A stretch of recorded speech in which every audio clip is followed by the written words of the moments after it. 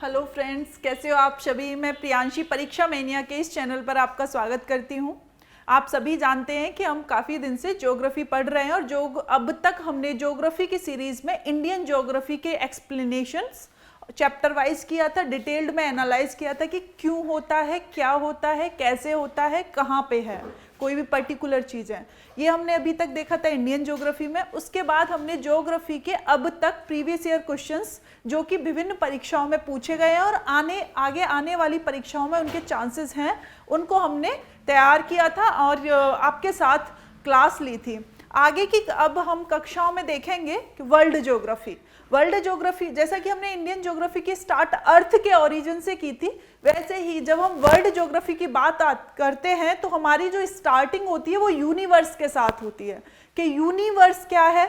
और अक्सर होता क्या है कि जब हम छोटे छोटे बच्चे थे तो हम तभी भी हमारे माइंड में अक्सर स्पेस को देखते हुए आता था कि इसका इनफाइनाइट क्या है, या फिर ये जो हमें स्पेस दिखाई देता है वो लास्ट एंड द एंड तक कहाँ जाता है, यूनिवर्स जिसको सब। उसके बाद जब हम धीरे धीरे बड़े हुए तो हमको समझ में आया इसको यूनिवर्स बोला जाता है।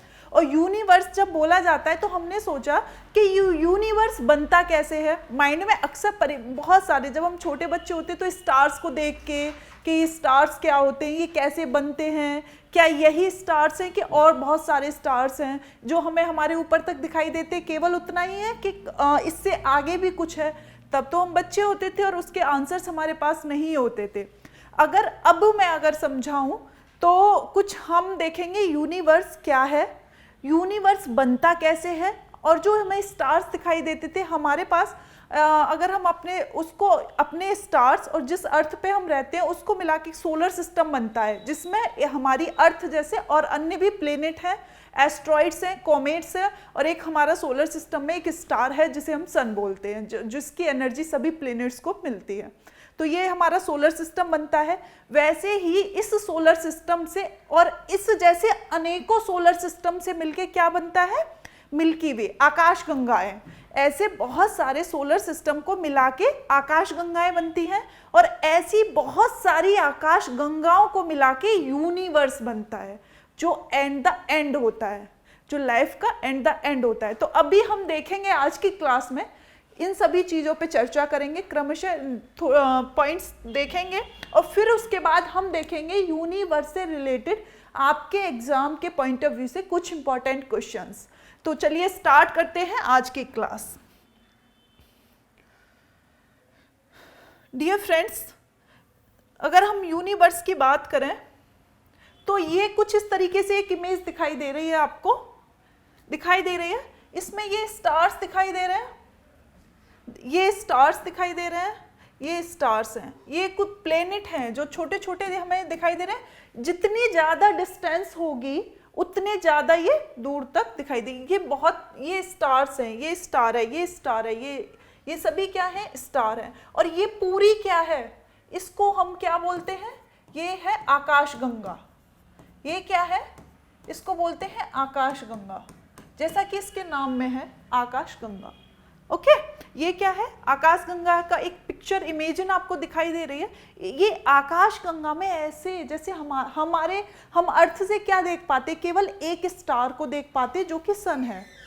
ठीक है, हम केवल एक स्टार को देख पाते जो कि सन है। ऐसे बहुत सारे स्टार्स को मिलके बना के आकाशगंगा बनती है। ठीक है, आकाशगंगा अगर कोई पूछे तो होता क्या है, तो डियर फ्रेंड्स कुछ नहीं होता है, वो केवल धूल और गैसों का एक विशालकाय पिंड होता है। धूल और गैसों का विशालकाय पिंड होता है। इस पे भी हम चर्चा करेंगे, मैं केवल इमेजेस से अभी रूबरू करा रही हूँ, इस पे सभी पे डिटेल्ड में चर्चा करेंगे। ये इमेज आपको दिखाई दे रही है। इस इमेज में आपको क्या दिखाई दे रहा है, ये है सोलर सिस्टम, वो सोलर सिस्टम जिसमें जिसमें हम रहते हैं। ठीक है, कौन सा सोलर सिस्टम जिसमें हम, ये आपको इमेज दिखाई दे रही होगी, है ना। ये क्या है, सन है, ये क्या है, सन है। सन के जब नियरेस्ट, डियर फ्रेंड्स सारी चीजों पे सोलर सिस्टम का भी एक पूरा डिटेल्ड में लेक्चर होगा। केवल यहाँ पे सोलर सिस्टम आपको फेमिलियर कराने के लिए बताया जा रहा है कि सोलर सिस्टम क्या होता है ना, क्योंकि अभी आज की क्लास में हम मेनली चर्चा करेंगे यूनिवर्स पे। तो यूनिवर्स को जानने के लिए जितना जरूरी है उतना सोलर सिस्टम बताया जाएगा, आकाशगंगाएं बताई जाएंगी। फिर धीरे धीरे हम क्लास में आगे बढ़ेंगे तो पूरा एक डिटेल लेक्चर भी होगा, यूनिवर्स सोलर सिस्टम पे भी होगा, सन पे होगा, अर्थ पे होगा। जितने क्वेश्चंस आपके एग्जाम के लिए जरूरी हैं, बन सकते हैं, उन सभी क्वेश्चंस पे चर्चा होगी। ठीक है, तो सोलर सिस्टम दिखाई दे रहा है, इसमें आपको क्या दिखाई दे रहा है, ये सन है ना, ये मरकरी है, बुध, फिर उसके बाद ये बृहस्पति, सॉरी बुध के बाद ये शुक्र, और शुक्र के बाद ये अर्थ से फिर ये मार्स से फिर जुपिटर, ठीक है, फिर जुपिटर के बाद फिर सैटर्न के बाद फिर यूरेनस, और यूरेनस के बाद ये नेपच्यून। डियर फ्रेंड्स, ये एक स्टार है, और ये अर्थ तो सभी भली भांति परिचित होंगे ना, अर्थ को समझ में आ रहा है ना, ब्लू कलर की दिखाई दे रही है क्योंकि ये सैटेलाइट से इमेज ली गई है, और सैटेलाइट से देखने पे क्योंकि अर्थ में 70% वाटर है, तो इसलिए वाटर की वजह से हमें ब्लू कलर की दिखाई देती है। तो इसमें क्या है, ये सारे प्लेनेट्स हैं, ये सभी क्या है, अर्थ भी तो एक प्लेनेट है, तो ये ग्रह है, ये सभी प्लेनेट हैं और एक स्टार है। तो इन प्लेनेट्स और स्टार से मिलकर सोलर सिस्टम बना होता है, और ऐसे आकाशगंगा में तमाम सोलर सिस्टम है। ठीक है, बहुत सारे सोलर सिस्टम है ऐसे ही आकाशगंगा में। ठीक है, अब हम पुनः चर्चा कर रहे थे यूनिवर्स की। ठीक है डियर फ्रेंड्स, आज की क्लास हमारी जो मुख्यतः होगी वो होगी यूनिवर्स पे, ब्रह्मांड क्या है ना, जो हमें जब हम रात को सोते हैं खुले आसमान के नीचे, तो जो हमें अनंत जो आकाश दिखाई देता है, वो उसका जो रहस्य है वो क्या है, उन सभी बिंदुओं पे चर्चा करेंगे। तो सबसे पहले हम बात करेंगे यूनिवर्स, ये क्या है ना, यूनिवर्स क्या है। फिर हम चर्चा करेंगे इसका ओरिजिन कैसे हुआ, किस पे इसका ओरिजिन कैसे हुआ, और इसके ओरिजिन को लेके विभिन्न अलग अलग व्यक्तियों ने इस पे मान्यताएं दी हैं। तो वो मान्यताएं क्या क्या हैं, यूनिवर्स के ओरिजिन को लेके विभिन्न लोगों ने अपनी अपनी कॉन्सेप्ट बताए हैं कि ऐसा कुछ है, ऐसा कुछ है। तो वो किस किस ने बताया और कौन सा कॉन्सेप्ट बताया, इन सभी कॉन्सेप्ट पे हम चर्चा करेंगे। इनमें से एक कॉन्सेप्ट जिस पे अधिकतर लोगों की राय है कि ये सही है, हम उसको देखेंगे। तो डियर फ्रेंड्स, यूनिवर्स की जब हम बात करते हैं तो एक व्यक्ति है, रशियन व्यक्ति, उनका नाम था ऑटो स्मिड। क्या नाम था इनका, ऑटो स्मिड। ये रशियन व्यक्ति थे। इन्होंने यूनिवर्स के बारे में बताया था कि इन्होंने एक थ्योरी दी थी धूल परिकल्पना का सिद्धांत, कि ये सभी जो यूनिवर्स है वो बहुत धूल मिट्टी के कणों से मिलकर बना हुआ है। नेक्स्ट जो सिद्धांत दिया था वो लाप्लास ने दिया था, और लाप्लास ने बताया था एक नेबुलस थ्योरी के बारे में, नेबुला कॉन्सेप्ट दिया था, ये कहीं तक तर्कसंगत है। और जो थर्ड सिद्धांत दिया था वो जॉर्ज लेमेंटियर ने दिया था। जॉर्ज लेमेंटियर ने क्या बताया था, बिग बैंग की घटना। जॉर्ज लेमेंटियर ने बताया था बिग बैंग। तो आपके एग्जाम में ये आएगा कि फलां थ्योरी किसने दी थी, ठीक है, क्या क्या फलां थ्योरी किसने दी थी। तो ऑटो स्मिड ने दिया था धूल परिकल्पना का सिद्धांत, लाप्लास ने दिया था निहारिका परिकल्पना का सिद्धांत, और जॉर्ज लेमेंटियर ने दिया था बिग बैंग घटना। डियर फ्रेंड्स, चाहे कुछ आए या ना आए, लेकिन जो बिग बैंग थ्योरी है ना, ये तो डियर फ्रेंड्स बड़ी इंपॉर्टेंट है, क्योंकि अधिकतर ने इसी को सही माना था कि यूनिवर्स की ओरिजिन जो हुआ था, जैसे अर्थ का ओरिजिन हुआ था ना, हमने फर्स्ट क्लास में देखा था अर्थ का ओरिजिन कैसे हुआ था, सेम ऐसे ही इसी कॉन्टेक्स्ट में आज हम समझेंगे यूनिवर्स का ओरिजिन कैसे हुआ था। ठीक है, यूनिवर्स में सब कुछ आ जाता है। यूनिवर्स क्या है, तो यूनिवर्स में सब कुछ आ जाता है, सूक्ष्म अणुओं से लेकर या परमाणुओं से लेकर, अणुओं से लेकर विशालकाय पिंड, सूक्ष्म अणुओं से लेकर विशालकाय पिंड, अणुओं से लेकर विशालकाय पिंड, जो कि धूल मिट्टी और गैस के बने हुए हैं, वो सब यूनिवर्स में होते हैं। सबसे पहला क्वेश्चन ये आता है ना मैम, यूनिवर्स क्या है, पहले तो यही समझाओ। तो यूनिवर्स क्या है, जितना कि आप देख भी नहीं पा रहे हो, हर छोटी से छोटी वस्तु से लेके, हर छोटी से छोटी चीज से लेके बड़ी और विशालकाय तक, जिसमें कि आकाश गंगाएं जैसी चीजें समाहित हैं, वो सब यूनिवर्स है। यूनिवर्स को और बेहतरीन और प्यार से समझने के लिए हम एक और तरीके से सबसे पहले देखा क्या यूनिवर्स क्या है, तो क्या है, हर छोटी से छोटी चीज, हर छोटी से छोटी चीज से लेके बड़ी और विशालकाय जो पिंड है, जुपिटर है, सैटर्न है, ऐसे तमाम ग्रहों और ऐसे अनेकों ग्रहों से मिलके जो सोलर सिस्टम है, और ऐसे बहुत सारे सोलर सिस्टम से मिलके आकाशगंगाएं, और ऐसी बहुत सारी आकाशगंगाओं से मिलके यूनिवर्स बना है। तो हम यूनिवर्स को समझने के लिए हम कुछ इस तरीके से समझेंगे। डियर फ्रेंड्स, आप कहाँ रहते हो? आप अर्थ पे रहते हो ना। इतना आपका जो एरिया है, अगर आपको वास्ट में बताऊं कि आप वास्ट से वास्ट जाओ तो आप कहाँ जाओगे? अर्थ तक जा सकते हो ना, कि हम कहाँ पे रहते हैं? अर्थ पे। अच्छा, ये आपकी अर्थ हो गई, ये क्या हो गई? अर्थ। ये क्या है? एक प्लेनेट। आपने बता दिया कि मैम हमारी अप्रोच यहाँ तक है, प्लेनेट तक हम जा सकते हैं। कहाँ तक जा सकते हैं? प्लेनेट तक जा सकते हैं। ठीक है, ये अर्थ क्या हो गया? एक प्लेनेट हो गया। अब इस अर्थ जैसे और अनेक प्लेनेट है, बुध, शुक्र, पृथ्वी, मंगल, बृहस्पति, शनि, अरुण, वरुण, और इसके भी अलावा और क्या है? और क्या है? सन। और क्या है? सन। तो इन सब को मिला के क्या बनता है? इन सब को मिला के क्या बनता है? Solar system. इन सब को मिला के क्या बनता है? Solar system. और डियर फ्रेंड्स, ये एक सोलर सिस्टम है जिसमें एक स्टार आ रहा है, अर्थ आ रही है, और अर्थ जैसे 7 प्लेनेट और हैं। ठीक है, तो ये सब मिलके सोलर सिस्टम। अगर मैं कहूं ऐसे हजारों सोलर सिस्टम हैं यूनिवर्स में। ठीक है, ऐसे हजारों सोलर सिस्टम है यूनिवर्स में, और उन सभी सोलर सिस्टम को मिला के एक आकाशगंगा बनती है। क्या बनती है? ऐसे आकाशगंगा, जिसे हम बोलते हैं आकाशगंगा। आकाशगंगा। और डियर फ्रेंड्स, ये एक आकाशगंगा बनी है, ऐसे तमाम सोलर सिस्टम को मिला के क्या बनी है? एक आकाशगंगा। और ऐसी अनेकों आकाशगंगाओं से मिलके, जिसमें बहुत सारी आकाशगंगाएं हैं, वो क्या कहलाता है? वो कहलाता है आपका यूनिवर्स। वो क्या कहलाता है? यूनिवर्स, जिसे हिंदी में ब्रह्मांड बोलते हैं। तो डियर फ्रेंड्स, ये यूनिवर्स क्या होता है, ब्रह्मांड क्या होता है, आप इमेजिन कर रहे हो? एक जो हम ब्रह्मांड है, जो यूनिवर्स है, इसमें क्या है? बहुत सारी आकाशगंगा है, और उस आकाशगंगा का में से एक आकाशगंगा जो मिल्की वे है, उसमें हमारे सोलर सिस्टम बहुत सारे आते हैं। उन बहुत सारे सोलर सिस्टम में एक सोलर सिस्टम है क्या? सन और हमारी सारे प्लेनेट्स, और उस एक प्लेनेट में कौन है? अर्थ। और डियर फ्रेंड्स, अब आ जाओ, अर्थ के ओरिजिन में क्या बताया था? 7 कॉन्टिनेंट होते हैं, और उन 7 कॉन्टिनेंट में क्या बताया था? एक कॉन्टिनेंट है एशिया, और एशिया कॉन्टिनेंट में हमारे बहुत सारे कंट्री हैं, और उनमें से एक कंट्री कौन सा है? इंडिया। और इंडिया में बहुत सारे स्टेट हैं, उनमें से एक स्टेट आपका है, और इस एक स्टेट में कितने विलेजेस और कितने डिस्ट्रिक्ट होंगे? उसमें से एक डिस्ट्रिक्ट आपका, और एक डिस्ट्रिक्ट में से एक फैमिली के मेंबर आपको। सोचो आपका क्या है? क्या मतलब वो है जिसको भी ये लगता है कि इस ब्रह्मांड में बस मैं ही हूं, मेरे अलावा और कोई नहीं है, तो इस एक बार यूनिवर्स की थ्योरी को समझ ले कि तो समझ में आ जाएगा कि तुम क्या हो या मैं क्या हूं।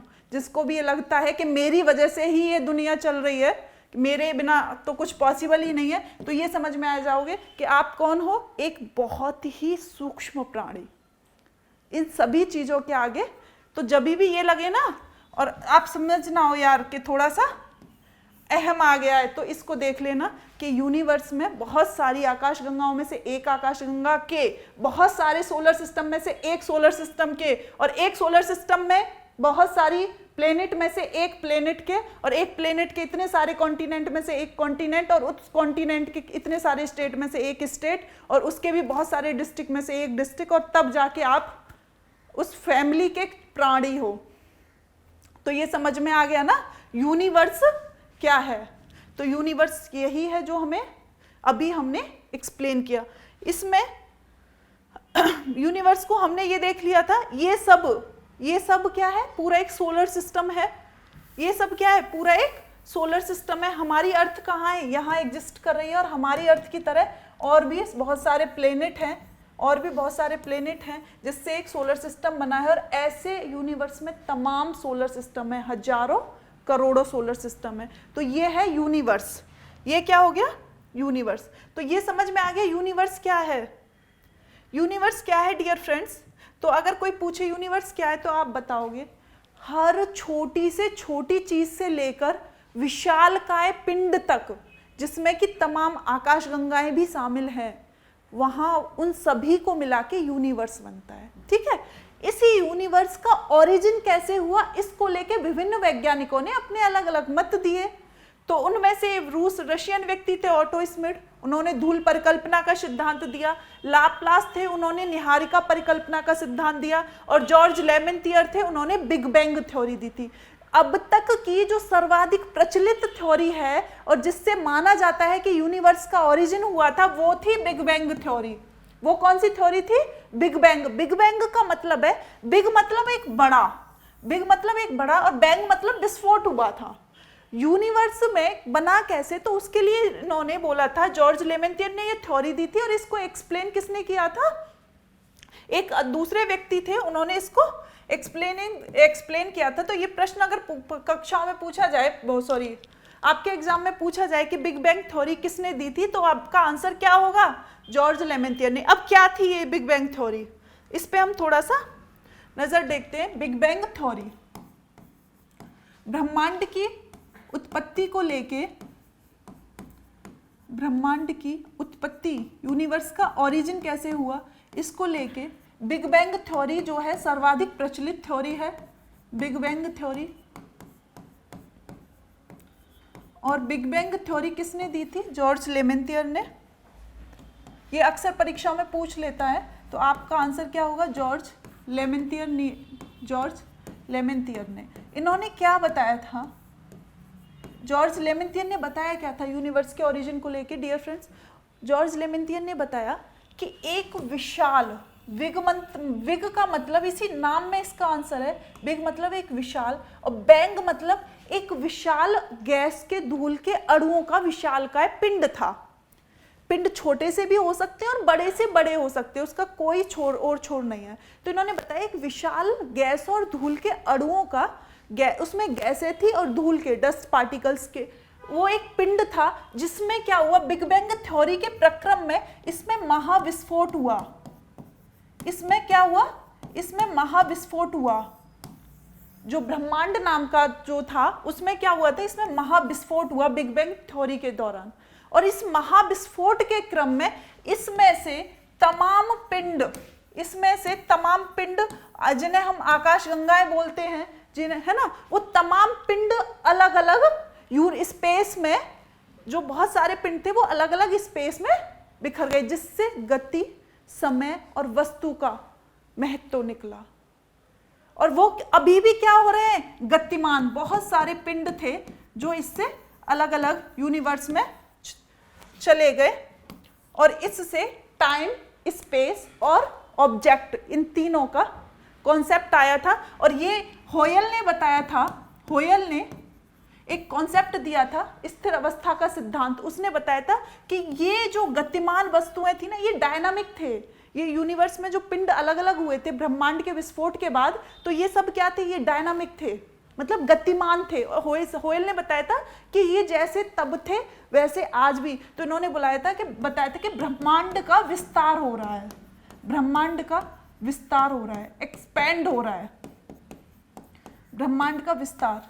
इन्होंने बताया था कि ब्रह्मांड का विस्तार हो रहा है। होयल ने ये स्थिर अवस्था का सिद्धांत दिया था कि ब्रह्मांड का विस्तार हो रहा है।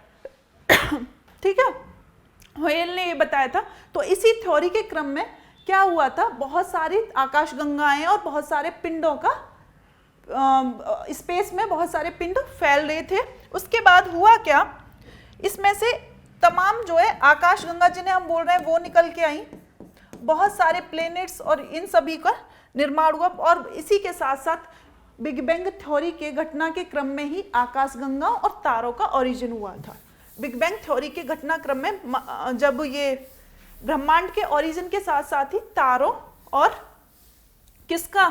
तारों और आकाशगंगाओं का निर्माण हुआ था। ब्रह्मांड का तो हुआ ही था, ब्रह्मांड का इससे उत्पत्ति हुई यूनिवर्स का, और इसी के साथ साथ इसमें तारों और आकाशगंगाओं का निर्माण हुआ। इसी क्रम में तारों और आकाशगंगा का भी निर्माण हुआ। अगर मैं अभी आपको ये बता रही हूं कि बिग बैंग थ्योरी से यूनिवर्स का ओरिजिन हुआ और इसी क्रम में तारों और आकाशगंगाओं का भी ओरिजिन हुआ। तो डियर फ्रेंड्स, इसका मतलब ये नहीं कि दैट टाइम की बात नहीं है। जब ये यूनिवर्स का ओरिजिन हुआ था ना, उससे 4 या 5 अरब वर्षों बाद, 4 या 5 अरब वर्षों बाद हुआ कुछ, 4 से 5 अरब वर्षों के बाद, अरब वर्ष मैंने बोला है, अरब वर्षों बाद स्टार का फॉर्मेशन हुआ। जो स्टार हमें दिखाई दे रहे हैं, जैसे सन एक स्टार है, और उसके बाद ये मिल्की वे, इनका फॉर्मेशन हुआ था आकाशों। लेकिन टाइम अंतराल के बाद यूनिवर्स का ओरिजिन कब हुआ था? तो यूनिवर्स का ओरिजिन हुआ था 13.5 अरब वर्ष पहले की ये घटना हुई थी, बिग बैंग जो थ्योरी हुई थी। फिर उस घटना के बाद आज ये सारी चीज़ें, यूनिवर्स का एक्सपेंड हो रहा था, तो 4 से 5 अरब वर्ष बाद क्या हुआ था, हमारे आकाशगंगा का ओरिजिन हुआ और आकाशगंगाओं से तारों का आकाशगंगाओं के बाद तारों का ओरिजिन हुआ। तो आकाशगंगा का ओरिजिन कैसे हुआ था? तो आकाशगंगा क्या थी? तो ये तारों, आकाशगंगा जो है गैसों और धूल कणों का, अगर पूछे कोई कि आकाशगंगा क्या थी, तो आकाशगंगा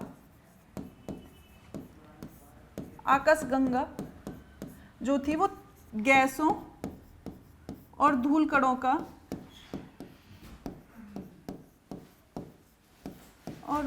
का विशालकाय पिंड थी। धूल कणों का विशालकाय पिंड था।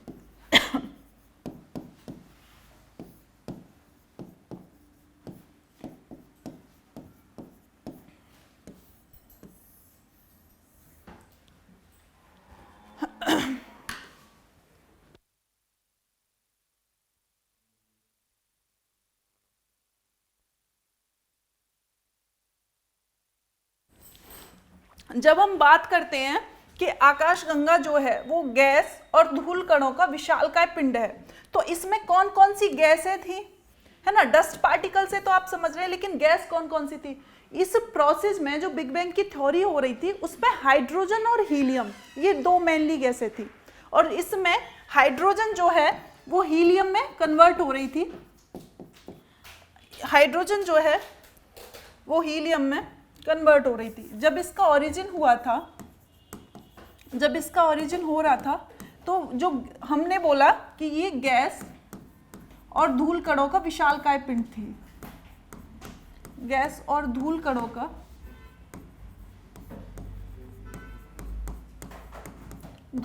का विशालकाय पिंड थी।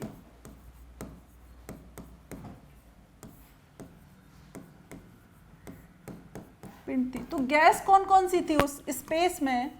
जो गैस कौन कौन सी थी? तो गैस में हम देखते हैं हाइड्रोजन और हीलियम,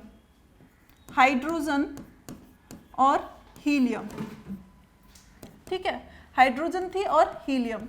और हो क्या रहा था, हाइड्रोजन जो है नाभिकीय, हीलियम में चेंज हो रही थी। हाइड्रोजन नाभिकीय संलयन के प्रोसेस के द्वारा, संलयन की प्रक्रिया द्वारा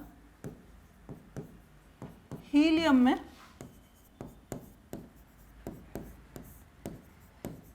चेंज हो रही थी, ठीक है। और इसी क्रम में क्या हुआ, आकाशगंगाओं का निर्माण हुआ। इससे क्या हुआ, आकाशगंगा का निर्माण हुआ। और जैसे हाइड्रोजन जब हीलियम में चेंज हो रही थी, तो क्या हो रहा था, हाइड्रोजन जब हीलियम में चेंज हो रही थी, इस क्रम में बहुत सारी आकाशगंगाओं का निर्माण हुआ। और ऐसे ही आकाशगंगा के बाद स्टार का फॉर्मेशन हुआ। स्टार क्या थे, स्टार का फॉर्मेशन कैसे हुआ कि उसी नाभिकीय संलयन की प्रक्रिया में कार्बन निकल रहा था, और कार्बन से क्या हो रहा था, कार्बन से ही जो भारी धातु जिसे लोहा, आयरन जो होता है, उसका फॉर्मेशन हुआ, और इससे स्टार का फॉर्मेशन हुआ। इससे क्या हुआ, स्टार का फॉर्मेशन हुआ, ठीक है। तो हमने अब अभी तक की जो क्लास थी उसमें हमने बात की थी बिग बैंग थ्योरी की। उसमें क्या बात की थी हमने? बिग बैंग यूनिवर्स के बारे में हमने जाना, कौन कौन सी थ्योरी है, हमने क्या देखा अभी तक, ब्रह्मांड की उत्पत्ति कैसे हुई, क्या है यूनिवर्स और उसको लेके क्या क्या मान्यताएं हैं। ठीक है, इन मान्यताओं के बाद अभी हम अगर आगे चलें तो इससे रिलेटेड अभी हम देखेंगे कुछ क्वेश्चंस। अभी हम देखेंगे कि आपके एग्जाम के पॉइंट ऑफ व्यू से इस टॉपिक से जो हमने अभी तक यूनिवर्स को जाना है उससे कौन कौन से और किस तरीके के प्रश्न बनते हैं। अभी इन प्रश्नों पे थोड़ा सा नजर घुमाते हैं।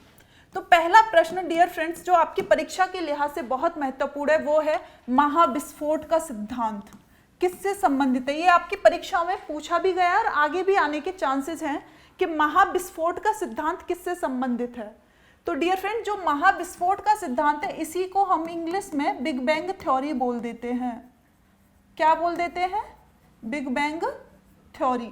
तो किससे संबंधित है? ऑप्शन ए, क्या ये महाद्वीपीय विस्थापन से, ऑप्शन बी हिमालय की उत्पत्ति से, ऑप्शन सी ब्रह्मांड की उत्पत्ति से, ऑप्शन डी ज्वालामुखी विस्फोट से।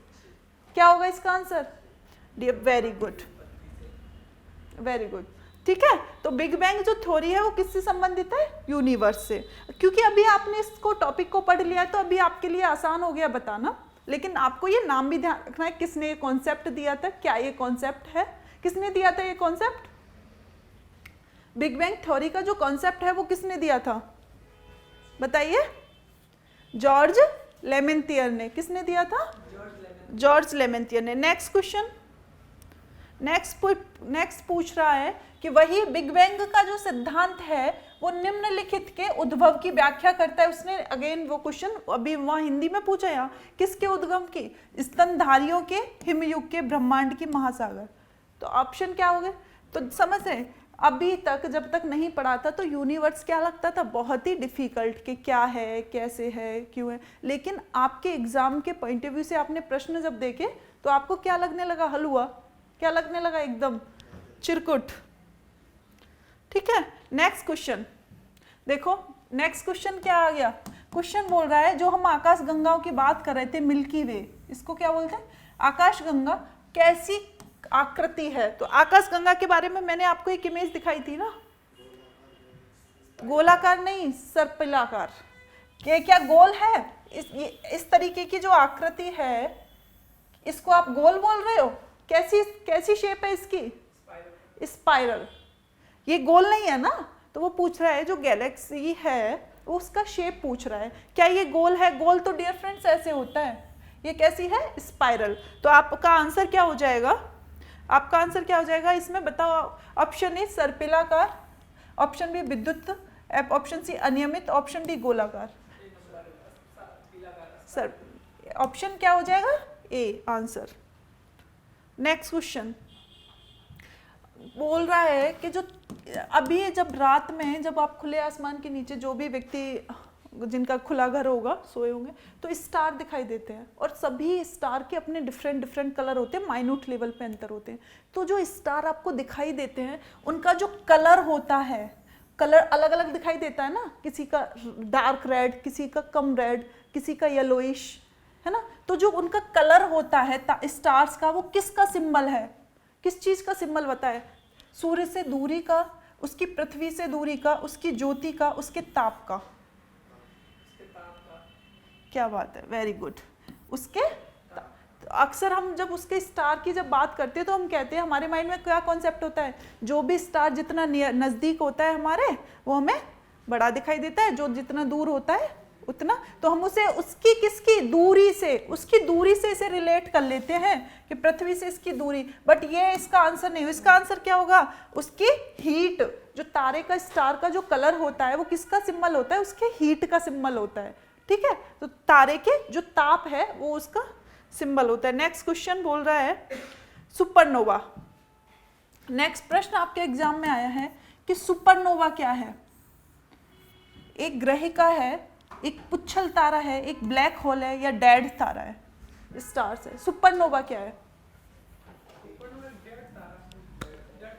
हाँ, तो डियर फ्रेंड जब हमने स्टार के फॉर्मेशन की बात देखी थी, तो स्टार का जो फॉर्मेशन होता है वो एक स्टेप बाय स्टेप होता है। स्टार्टिंग में वो एक न्यू बॉर्न स्टार होता है, फिर धीरे धीरे यंग होता है, और जब उसमें स्टार्स में धूल और गैसों के साथ विस्फोट होता है तो उसमें वो अपना जाइंट रूप ले लेता है, जिसको रेड जाइंट स्टार बोलते हैं। और रेड जाइंट स्टार का ही एक ये जो डेथ वाली स्थिति, और उसके बाद ना जो स्टार होता है वो अपने डेथ वाले प्रोसेस में जाता है, तो वो क्या बन जाता है, एक मृतप्राय तारा।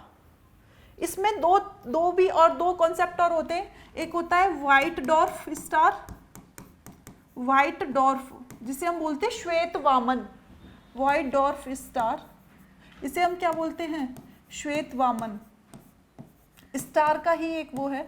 और एक क्या होता है व्हाइट या डॉर्फ या ब्लैक डॉर्फ, और एक होता है रेड जाइंट स्टार। तो ये जो सुपरनोवा विस्फोट होता है, इससे पहले की जस्ट पहले की जो शेप होती है उसको हम रेड जाइंट स्टार बोलते हैं। यानी कि सुपरनोवा वो स्टेट होती है जब उसमें धूल और गैस के पार्टिकल्स की वजह से बहुत महाविस्फोट होता है, और विस्फोट में वो रेड कलर का हो जाता है ना, वो रेड जाइंट स्टार कहलाता है। ये सुपरनोवा के जस्ट पहले की स्टेट होती है।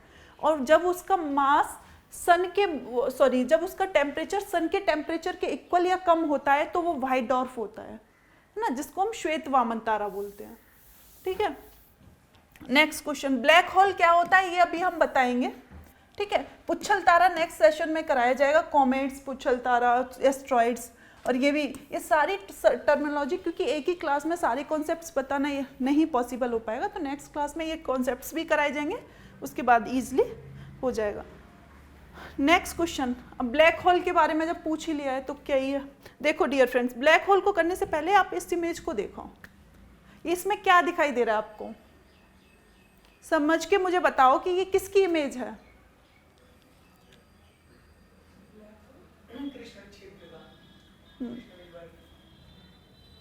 किसकी इमेज है डियर फ्रेंड्स, ये एक रहस्यमयी और स्पेस ब्रह्मांड को लेके बहुत ही रहस्यमयी और गूढ़ एक वो है, रहस्यमयी में अपने आप ही इंक्लूडेड है कि इसके बारे में लोगों के पास जानकारी नहीं है, सारी चीज़ें फेल हो चुकी है। बिकॉज इसको दूरबीन जो टेलीस्कोप है, जो हमारी स्पेस एजेंसी है नासा, अमेरिका की स्पेस एजेंसी है नासा, उसके पास भी जो टेलीस्कोप है वो इसको कैप्चर नहीं कर पाती हैं, जो ये कॉन्सेप्ट मैं बताने जा रही हूँ। तो इस वजह से ये बहुत ही रहस्यमयी और अनसुलझी हुई गुत्थी की तरीके से बने हुए थे। लेकिन अभी हाल फिलहाल में कुछ समय पहले की घटना है कि इसको एक टेलीस्कोप के द्वारा कैप्चर किया गया था। वो इसको कैप्चर नहीं किया गया था, इसकी इमेजेस को, शैडो को कैप्चर किया गया था, इसकी जो परछाई है उसको। और क्योंकि ये वाली चीज ना ये है इसकी, तो जब हम टेलीस्कोप से, यहाँ कोई टेलीस्कोप है, जब इससे इसकी इमेज जाएगी तो जो इसकी रेडिएशन जा रही थी, जो लाइट जा रही थी, वो लाइट यूं करके पूरा इसमें नहीं जा रही थी, वो लाइट को ये जो स्पेस था ये अंदर कैप्चर कर ले रहा था, वो रिफ्लेक्ट नहीं कर रहा था, है ना। वो लाइट इधर जाए, वो इस लाइट को भी अपने अंदर समाहित कर रहा था। इसको नाम दिया गया था ब्लैक होल। मतलब कि ब्लैक होल का मतलब है एक ऐसा होल जिसके बारे में कोई जानकारी नहीं है। बस यहाँ पे क्या आता था, जब लाइट यहाँ से जाती थी तो ये इधर हो जाता था, इधर, और यहाँ से जो लाइट है वो इसमें अंदर, यानी कि इसकी ग्रेविटी इतनी ज़्यादा होती है, इसकी ग्रेविटी इसके पास इतनी ज़्यादा होती है, डेंसिटी इतनी ज़्यादा होती है कि ये लाइट को भी कैप्चर कर लेता है। ठीक है, ब्लैक होल क्या है कि इस एक स्पेस में एक ऐसा पर्टिकुलर एरिया, स्पेस में एक ऐसा एरिया, ये पूरा क्या स्पेस, और इसमें एक ऐसा एरिया जिसमें जिसे टेलीस्कोप से भी नहीं देखा जा सकता कि वो एक्चुअल में है क्या। इसमें अगर लाइट या रेडिएशन जाती है, ये लाइट को भी कैप्चर कर लेता है। इसकी ग्रेविटी इतनी ज़्यादा है कि उस रेडिएशन और उस लाइट को भी ये अपने अंदर खींच लेता है। तो इसका जब लाइट इमेजेस हमें किसी चीज़ की कम मिलेगी, जब लाइट रिफ्लेक्ट होकर वापस आएगी, है ना, लेकिन वो लाइट या फिर इधर जाएगी। ये क्या होता था, ये लाइट को भी अंदर कैप्चर कर लेता था। तो ये समझ में ही नहीं आया कि ये क्या है। फिर इमेज कुछ इस तरीके से खाली यहाँ पे दिखाई देता था, ब्लैक। इसको हम दूसरी इमेजेस में देखेंगे कि ब्लैक होल को, ये जैसे ये होल इस तरीके से ब्लू इसमें ले लिया है, कुछ इस तरीके से, ये इस तरीके से था ब्लैक होल। ये स्पेस था, यहाँ से अगर कुछ भी चीज जाएगी वो इसमें अंदर चली जाती थी, जो भी चीज होगी वो इसमें अंदर चली जाती थी। ये लाइट को भी अपने अंदर ये क्या था, ये ब्लैक होल था। और किसकी वजह से हो रहा था, ब्लैक होल की जो शेप थी ये किसकी वजह से होती थी, ग्रेविटी। यहाँ पे ग्रेविटी इतनी ज़्यादा थी कि उस ग्रेविटी की वजह से ये जो लाइट है वो रिफ्लेक्ट नहीं होती थी, वो इसमें ही अपने अंदर समय, इसीलिए बहुत रहस्यमयी सी चीज़ बनी हुई थी। तो ब्लैक होल यही है। इसके बारे में अब हम देखेंगे क्वेश्चन किस तरीके से पूछता है, क्वेश्चन के अकॉर्डिंग समझते हैं। और स्टेटमेंट बोल रहा है, स्टेटमेंट क्या बोल रहा है कि कृष्ण छिद्र, हिंदी में इसको ब्लैक होल को कृष्ण छिद्र बोलते हैं या कृष्ण विवर भी बोल देते हैं। ये एक ऐसा खगोलीय अस्तित्व है जिसे दूरबीन से भी देखा नहीं जा सकता। मैंने अभी क्या बताया, ब्लैक होल में हम इसे टेलीस्कोप से भी नहीं देख पा रहे हैं, ठीक है, क्योंकि ये उसकी जो लाइट या रेडिएशन है उसको भी इतनी ज़्यादा इसकी ग्रेविटी है इस एरिया में, वो उसको कैप्चर कर ले रहा है, उसको इमेज, रिफ्लेक्ट इमेज नहीं दे रहा है, ठीक है। तो इसको टेलीस्कोप से भी नहीं देखा जा सकता।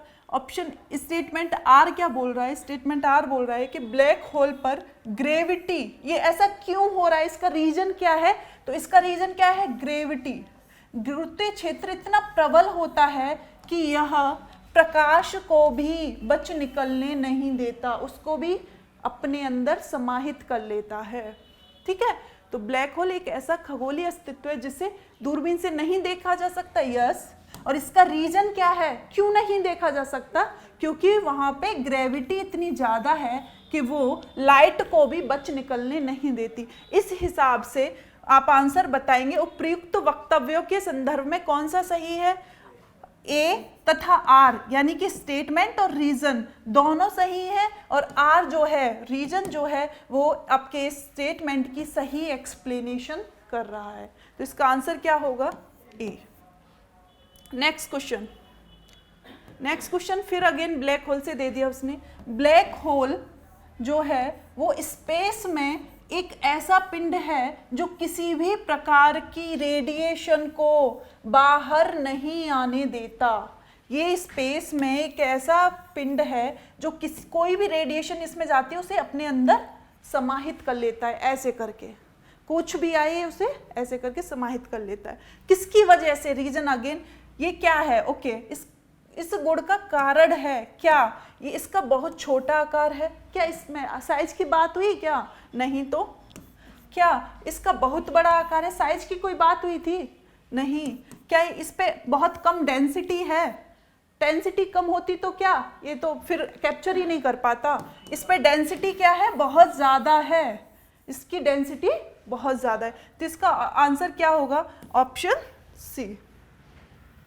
नेक्स्ट क्वेश्चन बोल रहा है कि एक निश्चित आकृति में व्यवस्थित ताराओं का समूह, यानी कि स्टार, ग्रुप ऑफ स्टार्स, वो क्या कहलाता है, ग्रुप ऑफ स्टार्स, ऑब्वियस है तारामंडल कहलाएगा। जब ग्रुप ऑफ, क्योंकि सोलर सिस्टम में तो प्लेनेट्स भी होते हैं ना, एक ही होता है, तो ग्रुप ऑफ स्टार तो नक्षत्र या तारामंडल ही कहलाएगा।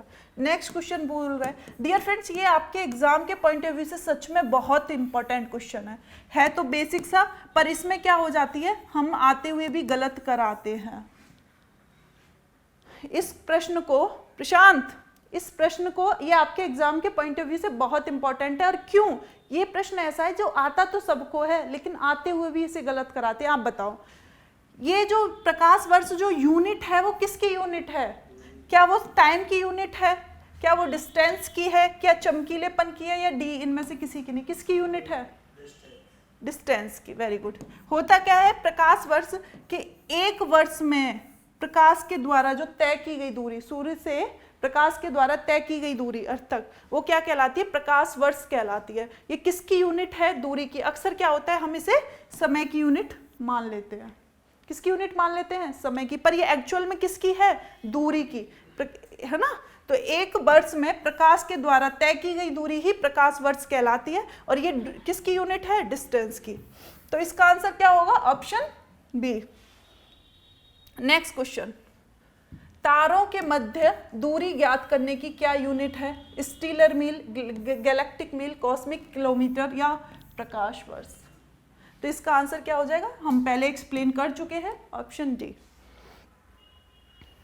डियर फ्रेंड्स, आज की क्लास में हमारे जो यूनिवर्स को कॉन्सेप्ट था और उससे रिलेटेड एक्सपेक्टेड क्वेश्चंस थे और जो प्रीवियस ईयर क्वेश्चंस थे हमने सबको यहाँ पे एक्सप्लेन किया।